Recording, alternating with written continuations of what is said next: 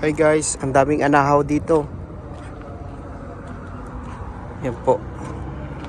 Anahaw. Parang sa Pilipinas ka lang guys. Ito yung mga anahaw.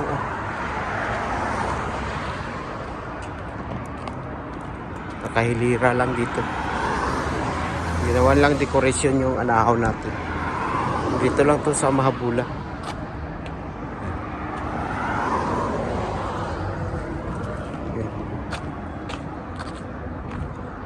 Sa Mahabula.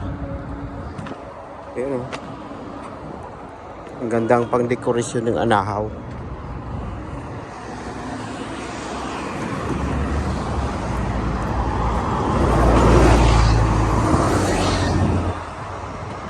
O, diba?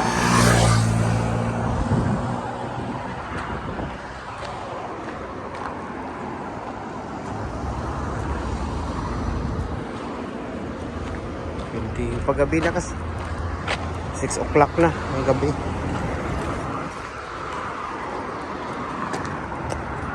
So yan guys.